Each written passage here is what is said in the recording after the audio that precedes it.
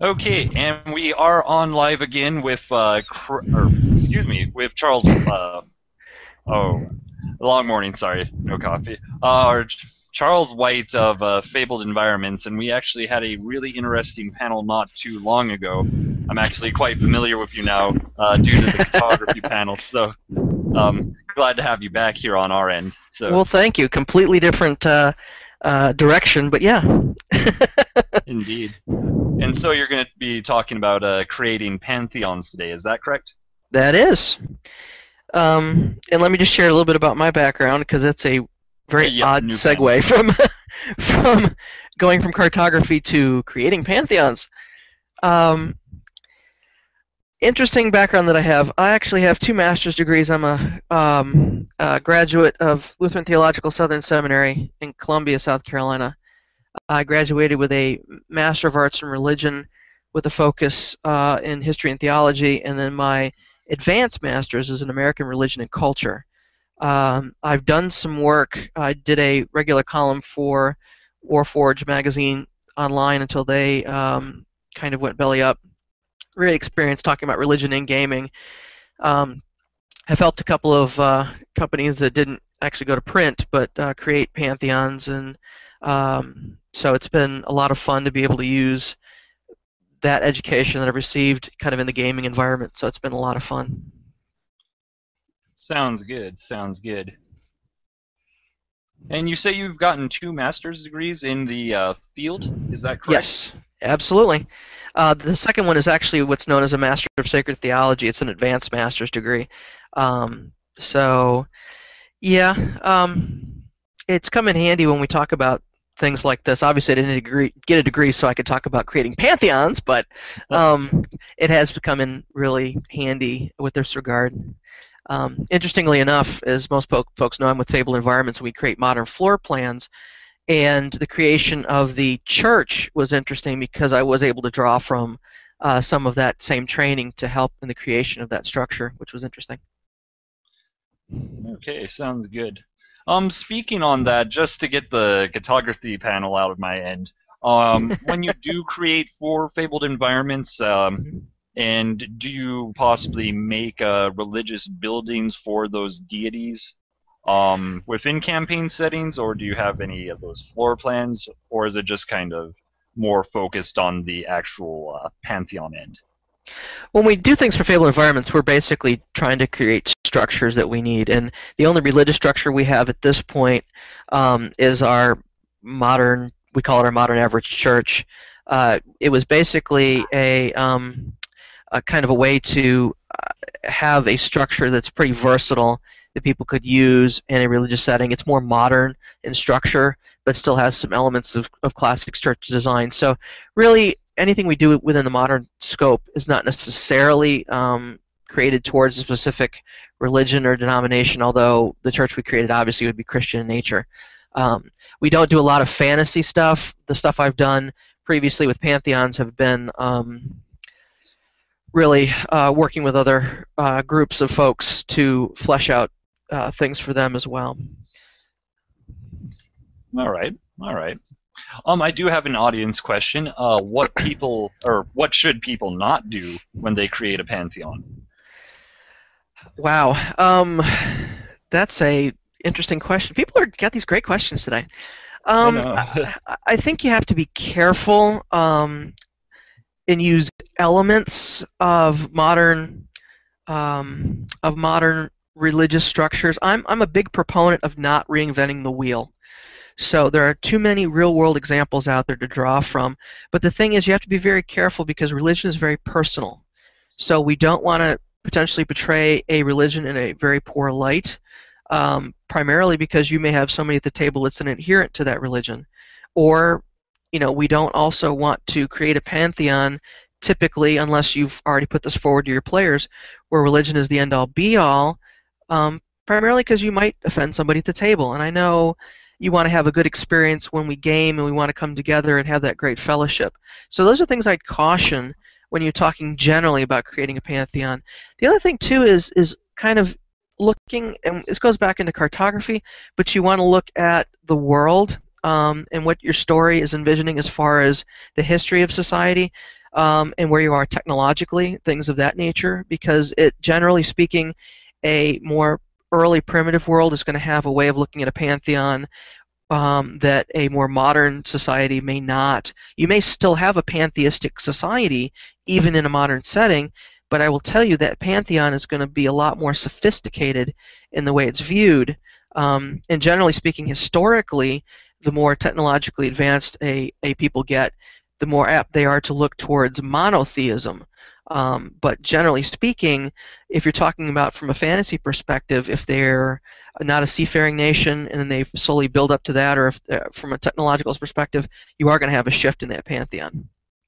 So those are some things you need to think about. You need to think about how the pantheon fits within the area you are. Do you That's think really monotheism? important. Oh, sorry. Do you think Good. monotheism is inevitable? Like I was like one of the things I had on a conversation was, what if there was no Christianity and Norse, the Norse religion became the dominant religion of Europe through the Middle Ages, and perhaps combined with Roman and Egyptian mythology, would that necessarily have turned into a monotheism, or would it have might have retained its polytheistic aspect, with maybe Odin being the god of the old era and Balder being, Balder Osiris being the god of the new era, being married to Isis, and Isis raising Balder up and being glossed over with Osiris, and so you end up with retaining a pantheon of deities.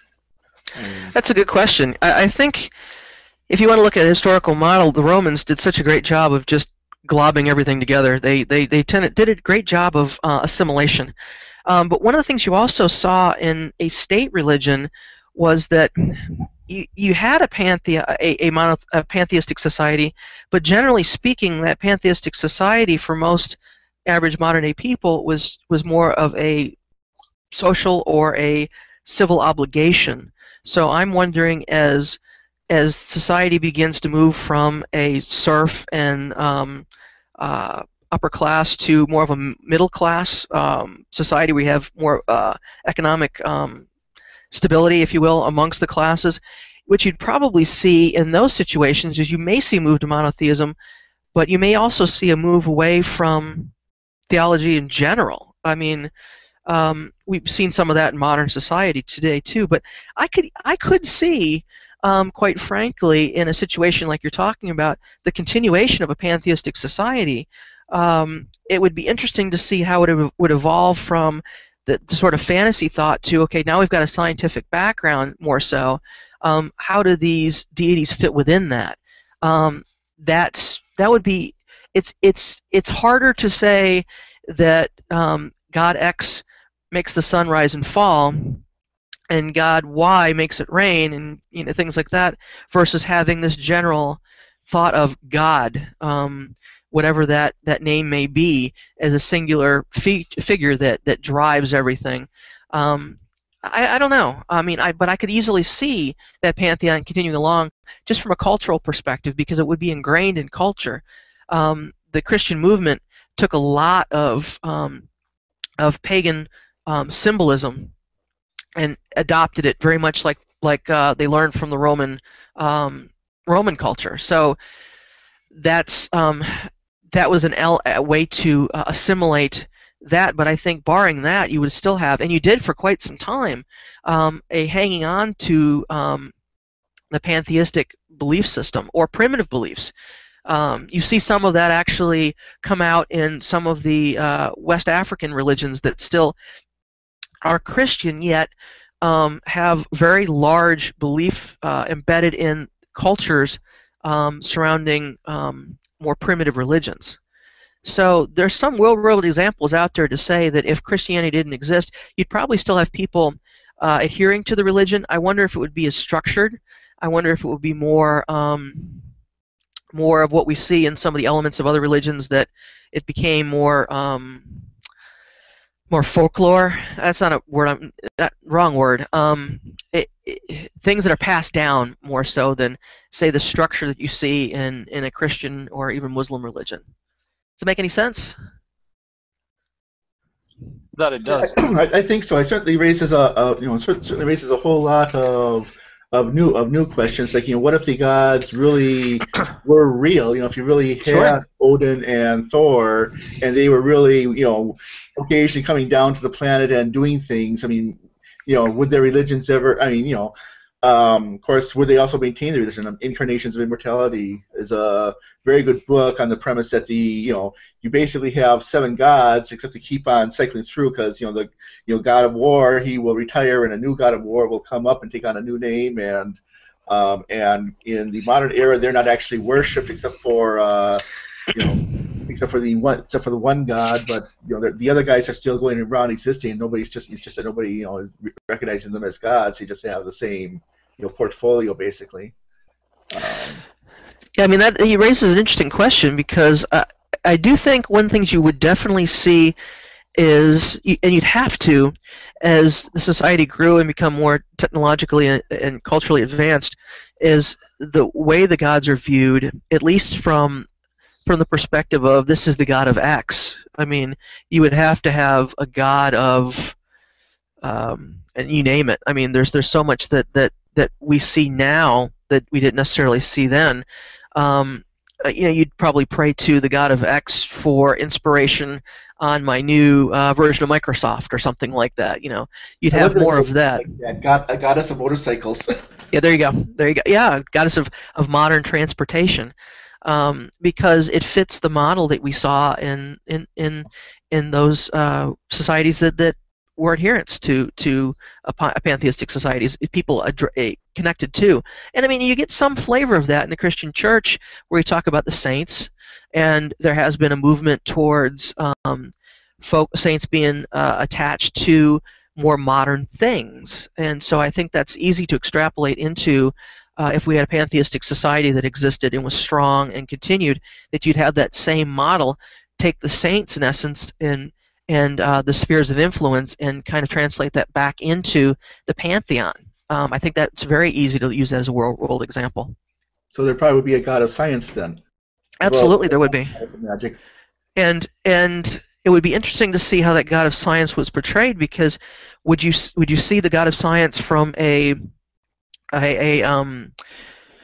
Renaissance period where science was guarded, and they wanted to make sure that the scientific principle and scientific discoveries were controlled by the church, or would you see that as a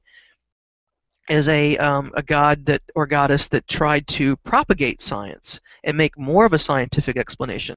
I would wonder very strongly if you had a god of science, if they would be kind of like in certain fantasy worlds where the god of magic controls magic very tightly. Would they control science very tightly to ensure their own survivability, if you will? In other words, that technology didn't triumph over religion. Well, might there be a sign gods, like might Athena, for example, become the goddess of science then, as the Renaissance philosophers start worshiping Athena and attributing to her their scientific insights. Oh, absolutely. And you think of, for example, Mars. He wouldn't be showing up in a suit of armor and a sword. He'd probably be showing up in fatigues and a rifle. That's how he's portrayed in Bearing Hourglasses. He's in fatigues and he's watching a battle with tanks and that. Yeah, and I mean, you just translate. They don't arrive in chariots of fire anymore. They arrive in an aircraft, or they arrive on a ship. And it may be more fantastical. It may be a battleship that flies. Not to be anime, but you may see some more of that type of a thought, where you still need to have the fantastical attached to it, and you may see kind of combinations like that occur. I could definitely see that. Okay. As far as perhaps the game design element, bringing that into play, when do you see a pantheon actually becoming overcluttered with various gods and goddesses covering possibly every aspect? Is there a point where a player is going to get overwhelmed with having, say, 4 or 5 different deities representing 4 or 5 various subsects of agriculture, for example, or 4 or 5 different varieties of war? Yeah, that's an interesting point.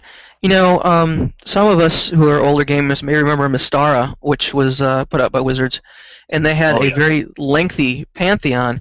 But I think the thing they did well, and I think it's the truth in many pantheons that are created real world or gaming, is they each deity has a realm that they, or an aspect, I should say, that they are attached to. Sometimes you do have overlap to some extent, but I think when you're talking about creating a game world, if you want to have a strong religious aspect, a strong pantheon, then I think the critical thing is making sure that there is good effort at expanding or at trying to portray what the realm of those gods are. The other big thing too is connectivity between gods.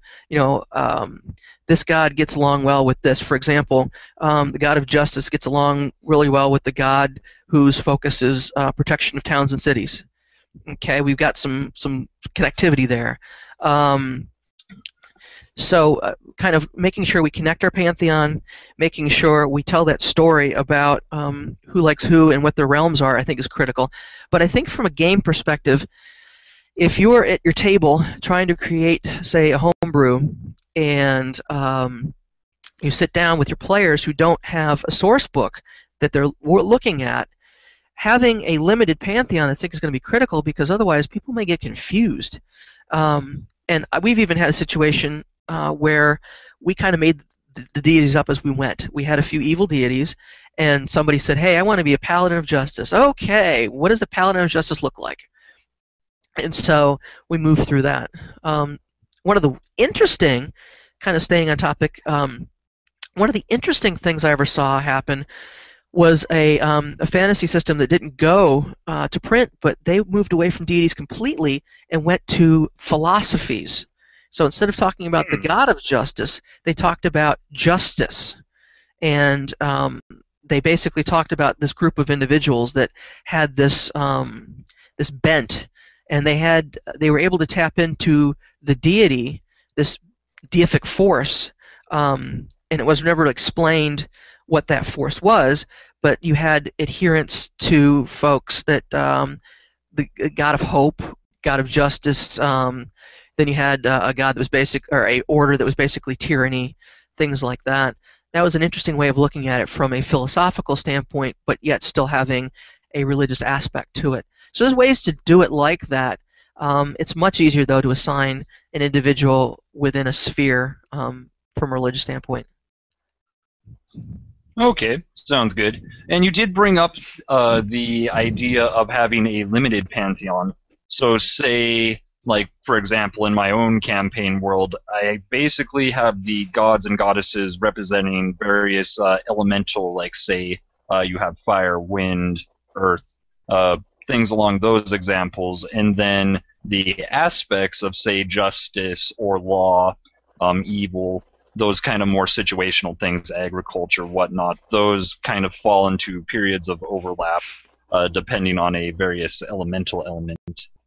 How would you go about, for the average person, how would you go about making a more limited pantheon? I think it's important when we talk about limited pantheons based on elements that you'll generally find those types of pantheons in more of a, and I hate to use the word primitive, but more of a less advanced society. And let's just stick in the fantasy world for a moment. If you've got folks that worship the four elements, the other aspect you usually see in a primitive pantheon would be the worship of animalistic forces as well. They may be an animal deity, quote unquote, that represents the forces of nature from that perspective.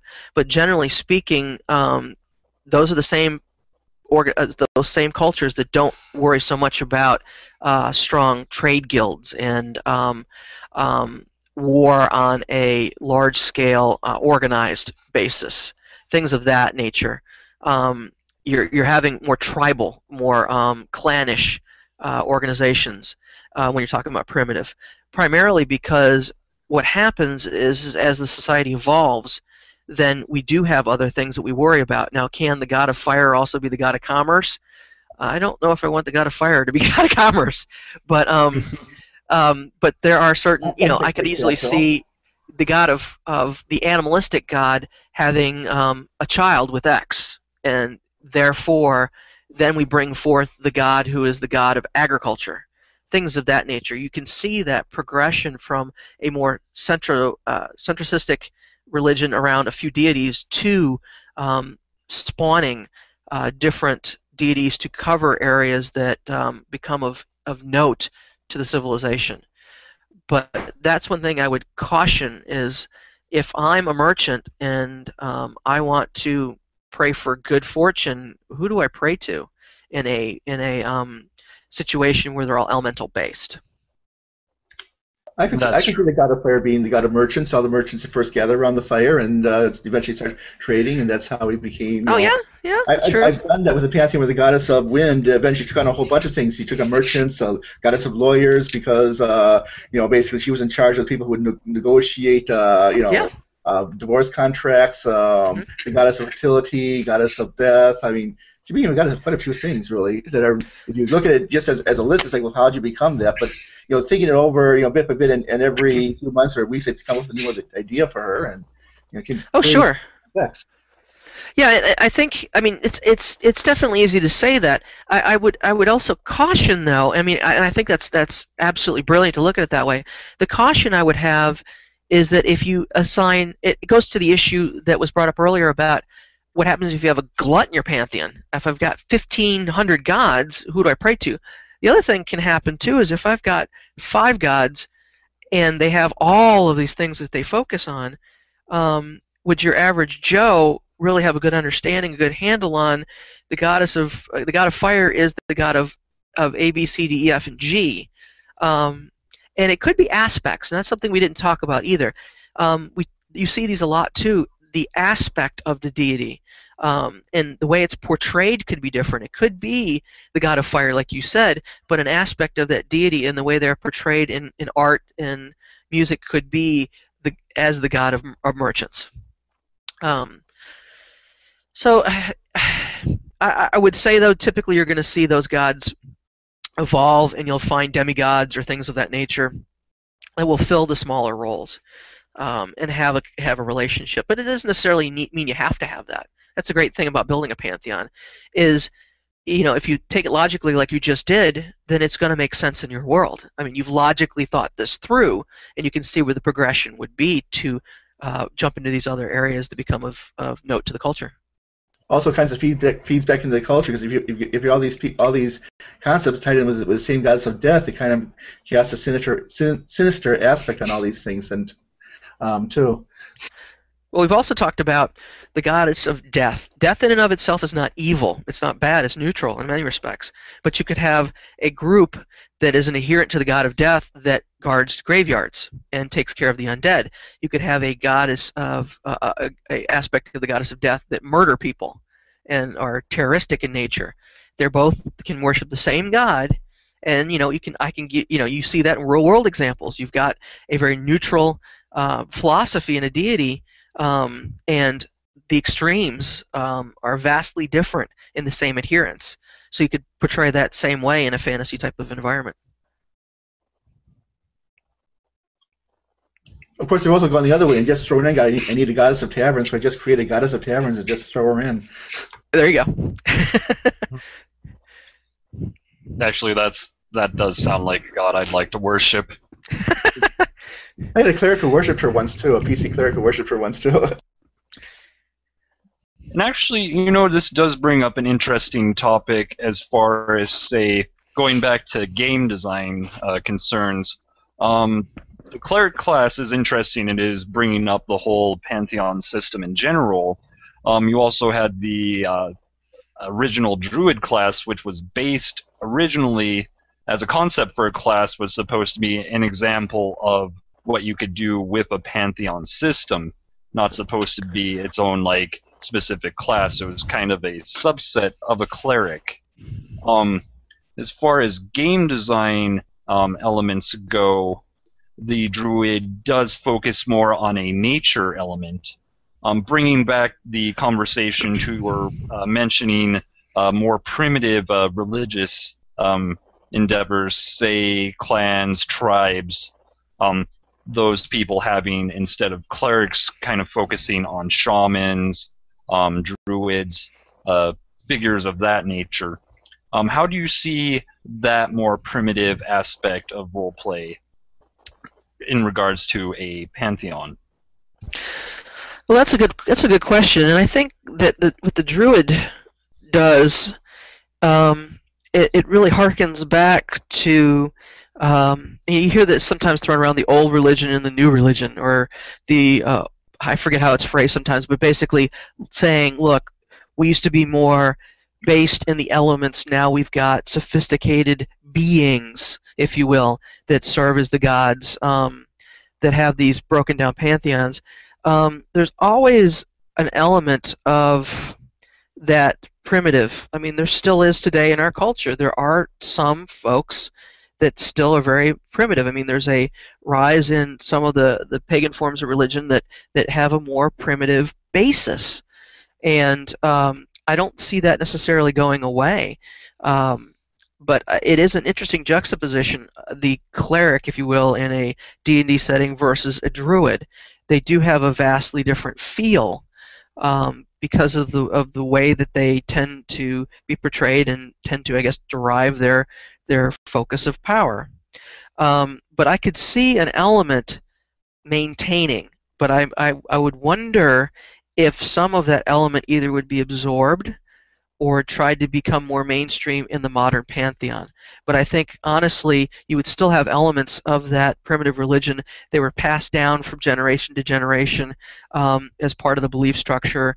You look at, for example, the Celts. You look at some other groups like that use American Indian that have, and I hate to use the word primitive, but I think we all understand what I'm trying to say with that. Those old elements that continue to move downward and be passed through, either whether it's in tradition or heritage, if you will, whatever word you want to use, they continue along, and they do have a religious nature to them. So I think you would have some sort of a hybrid. It just depends on the area you're talking about. If you're talking about an area that is much more cosmopolitan in nature, the odds of that maintaining is probably lower. But if you're in more of a agrarian area, more of a rural area, then those elements may stay. And I can tell you, for example, in the early Christian church, that was one of the biggest challenges that a lot of the folks faced. Is I've got people that want to believe in this deity that people have been putting forward, this God, but yet our people have believed this way for so long, and there are certain pieces of elements that were ingrained in our culture that we maintained. And I think you could see that definitely put forth in even a fantasy pantheon as well. Now, talking about the old religions, that kind of reminded me of another problem I had once. I was working on had an idea to run a campaign set in Atlantis. And now the thing is, on the one hand, you've got, that's associated with the Greek pantheon, of course, and I was thinking, well, okay, this might be, like the days when the Titans were still ruling, and you have Kronos and all that. But I was also looking at a global scope as well, and I was thinking, well, what about all the other religions, the Norse, and got some good ideas for getting the Norse, saying, okay, well, Odin has just started out his career up north, and then you come to this guy who is, well, I'll call him Aten, but Aten, of course, was the sun god worshipped in ancient Egypt, but I also came up with a theory that he was also later on known as Yahweh, Jehovah, Allah, all sorts of other things. And now, how do I work this guy into the Atlantis setting with the idea that, okay, this Atlantis is in, kind of like an analog of the real world, but I don't want to cut Jesus Christ out of the real world. And I finally started looking at Mormonism and actually talked with a Mormon, and he was pretty supportive about giving me some Mormon ideas I could work in and come up with a way to basically put the Mormon ideas and make it into basically incorporating like the real world Judeo-Christian religion into a setting where the pagan element dominates with fantasy and magic. And like I say, now here we are going into a case where if people actually dig into it, I'm going to start making decisions. What is Yahweh's connection with Kronos? How do they interact? How do they relate? I'll leave this to you then. Yeah, I mean, this is an interesting question when you talk about it from this perspective because um, you have to start the overarching feeling here. There's two questions you need to ask yourself when you talk about uh, competing pantheons. When you're especially vastly competing, whether it's monotheistic and polytheistic, which is interesting, or small, large pantheon, is this question: um, are these gods all the same? In other words, going back to the issue we were just talking about, I may call this god Bob, you may be calling this god Jerry, but it's still the same god. And I may be worshiping the god of fire, you may be worshiping the god of commerce, and we may think they're two separate things. Are they? Or is this the god going, yep, that's an aspect of who I am, I will answer that? Or are we talking about gods that exist in different realms, if you will, or different areas, so that I can worship Thor, and I am worshiping Thor in the Nordic pantheon, or I can be worshiping the Egyptian pantheon, and they don't necessarily interact because they don't operate in the same area. They may interact within the realm that is Earth, or whatever you want to call it, but generally speaking, it's not like they get together for tea or anything. Um, But it's not so, fun to have them interact. It's lots oh, of it fun. is. Well, how does Odin and do they? I mean, do they have any? It's and actually I ended up making Aten basically an outlawed religion. With I guess a parallel with what happens in Rome too, where you have the worshippers of Jupiter outlaw the worship of Jesus. Yep. Sort of And you've got a lot similar. of mystery religions. Mystery religions are really, really cool to think about too. Those are really great real world examples to go into from the Roman period, and some of those were outlawed because they just got really, really wacky. But you may have that. You may have cults to certain deities that may be very minor, and their adherents are just crazy. Those are always fun elements to bring in. But the question you always ask yourself is, from where do my clerics draw their power? Um, and it goes back to what you're saying.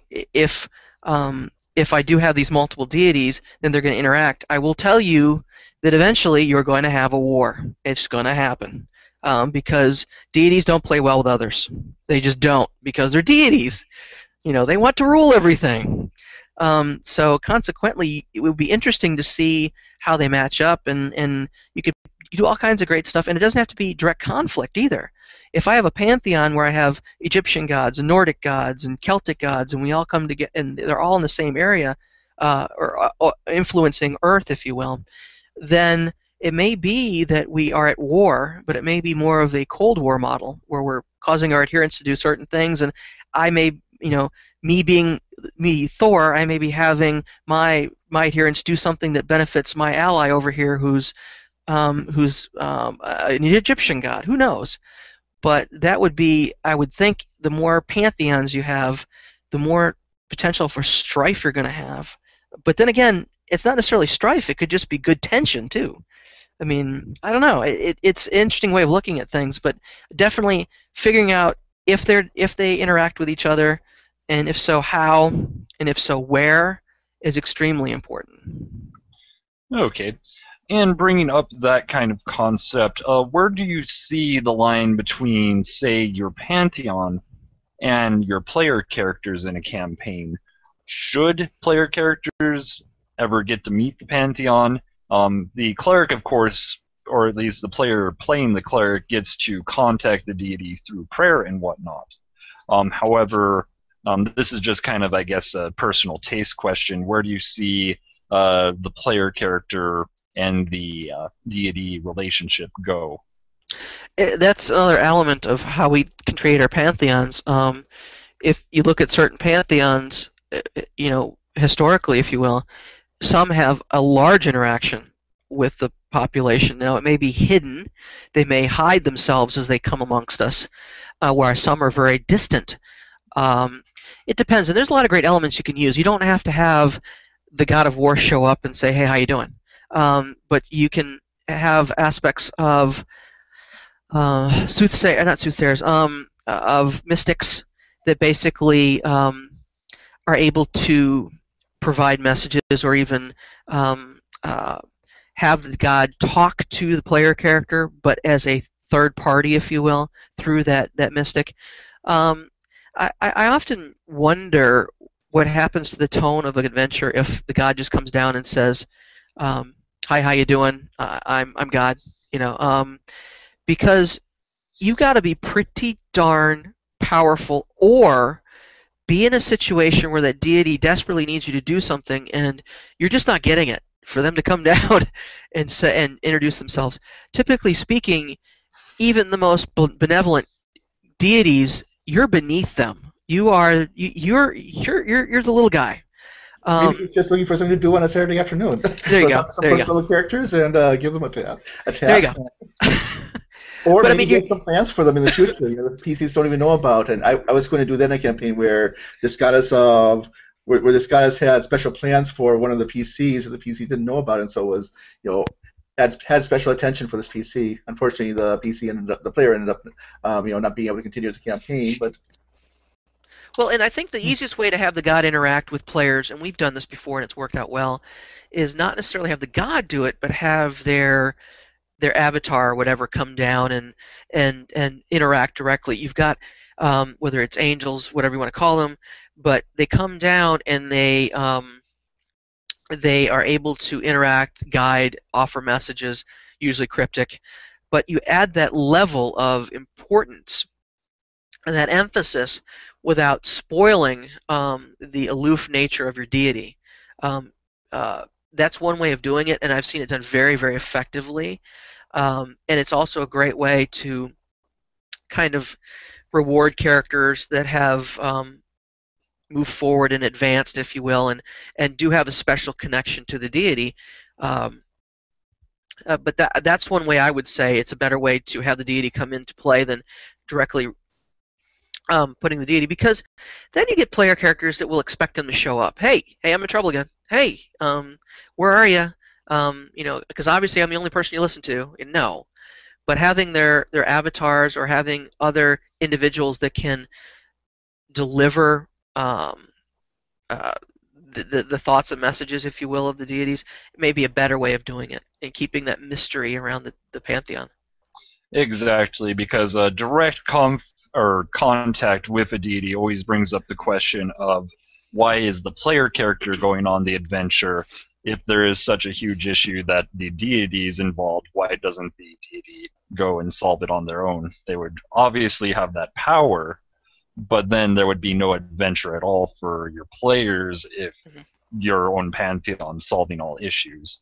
Now, one way I've heard a really good use of that technique of direct contact is if you're going to be ending a campaign, or if you want to play at this really, really super high level, which I really don't enjoy, but having the deity come down and bestow the status of demigod on that character that has become so huge, and been such a strong adherent that they are raised to another level in the Pantheon. And there's actually certain Pantheons have been created in fantasy settings that's how they've explained these minor deities. Is yes, these were real people that had gone along and had been such a huge adherent to this that now they're becoming this aspect, and they have deific powers. They're not as strong as the core deities, but they are a deity nonetheless. Okay. And then that also brings into other methods of getting contact with deities.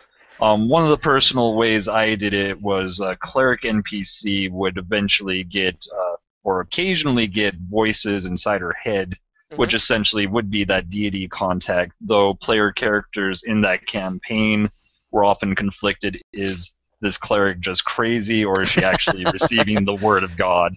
Yeah. And it's fun to play with that too. It's fun to make sure that the cleric knows that everything that goes through their head is not necessarily from their deity either. They could be a little crazy, which would be a really interesting character to have. Indeed. And then probably one of the things I should not be proud of myself to admit, but one of the ways I did have direct contact with a deity was essentially the Monty Python and the Holy Grail style of the clouds and light. And perhaps that wasn't the best way to go Well, about things. I mean, it's not that far-fetched from a biblical perspective, whether it's a burning bush or a cloud. I mean, yeah, but I think in many respects, when you're talking about a gaming situation, take religion out of it, but into a gaming situation, it can become very hokey. It can be, all right, I'm the GM, I'm going to put the astral plug into your player character, and here's the dump you need. And that gets really kind of hokey. I like the concept of cryptic dreams, messages, riddles, kind of those puzzle things is a neat way of interacting with player characters, because the message isn't always just the message about the message. Also, the message can be about growth. So yes, I need you to do this. Yes, you need to know this, but this is an opportunity for you to grow. And one of the ways you grow is by interpreting what I just told you, based on the faith that you have and who you're worshiping, to come out with the outcome and follow this along. And through that journey, you grow. I mean, a lot of religions talk about it's not the destination, it's the journey. And that's a great way to emphasize that, is through never giving your player characters direct answers, but still giving them information that they can come to the answers, I think is a good way of looking at it. And there's a great question that somebody posed that I would love to talk about as well. The question that's posed is, have you ever tried to figure out real world religion will evolve in a setting in the future? What's religion going to look like in the future? I love this question because I'm struggling with it currently. I'm looking at an article on religion in a post-apocalyptic society. What happens if society collapses? I mean, I know this is not exactly what this question is asking about. But that actually was the first thing I was running into. Was actually it was one of the ones where there's magic in the future after the collapse of civilization, or actually partial collapse of civilization. Because they still had the federal government in a reduced form, kind of like an empire, kind of like a Holy Roman Empire type. But the thing is, okay, so you've got the future, you've got magic, you've got nuns with their holy miracles and that. What happens to religion? That's actually that's another wrinkle in there, because now you're throwing in the if it's a science fiction setting, you can just say, well, people still don't know. But if it's a fantasy setting, well, no. Well, and you want to make it even weirder. Let's make it modern day. Let's split the difference. And all of a sudden, what is impossible is possible. I can't fly. Now I can. So what religion tends to do is it tends to provide answers in a lot of respects, like with things like that. So you would probably have people, for example, in the Christian religion, hearkening back to all the miracles and things like that. Why it's happening now, you'd probably have kind of swept under the rug, and they'd probably say it's happening now. It's a good thing, deal with it. But they would attribute it to gifts given from their God. And of course, if you're Joe Schmo running around casting magic missile and killing your neighbor, well, that would be evil, and that would probably be power given to you from an evil source, or drawn from an evil source. So that's probably the way they would equate it. It would probably set their head spinning first, because you've just taken hundreds and hundreds of years of what we know as reality and just completely thrown it out the door. But generally speaking, the first thing would happen is anybody that actually put out any type of a magical ability would probably be suppressed, even in this day and age, to some extent. They try and keep it under wraps, but when that didn't work anymore, then they would try and put it into one of those two camps, into a box. And I think generally, even for the non-religious in the society, they would tend to begin to look at it that way too. Now, if you get to a point where structure breaks down completely, which in a post-apocalyptic world you would, then that becomes an even stranger situation. But I think what tends to happen when you look at those is you have to look at a reversion back. And generally the way I'm looking at it now is a 200 or 300 year reversion backwards. to a People time might when. start worshiping Superman or Aquaman or something. Aquaman as the god of the sea because they find an old comic book where they have Aquaman and Yeah, they think he's you God. could. You Actually, I would could say that's how my absolutely. religion got started. Was they had these old records from thousands of years ago that people like half understood, and they didn't know the context. They didn't know what was real, what was not real, and Well, it'd be easy to see someone, for example, see writings. Um, and if you think about it from the perspective you are and look backwards, somebody finds writings, somebody has a conversation, and we're talking hundreds of years in the future, that superheroes may be turned into something that was real. So that I could see that happening, and that would be an interesting bent, especially when we're talking about a gamma world or something like that. Indeed, indeed. Unfortunately, we are running up on the time on our panel here, though I do have to thank you, Charles, for being here today, not only for this panel, but also the cartography panel. Say that 10 times fast. Yeah, I am having a day today. Oh my. But yes, thank you for all the work you've done for us today and all the interesting insights you've had, because I have to say I've been kind of listening on, kind of captivated by everything you've had to share with us. Well, wonderful. I'm glad I could. And I mean, I've enjoyed the conversation. It's not something I get to do on a daily basis, and I really, really love it. So thanks for the opportunity. You're welcome, definitely. And I do have to say, if there's any events at AetherCon you'd like to check out, you have all the time in the world, hopefully, to do so. So, Wonderful. Well, thanks again. And again, I appreciate it. And everybody enjoy their wonderful Sunday. yeah, thank you. indeed. Bye. And thank you. Thanks. Bye-bye. Bye bye. All right, and next up we're going to have Wolfgang Bauer and Tavis Allison from the Mule Abides. That panel will be starting shortly as soon as we switch over. Thank you.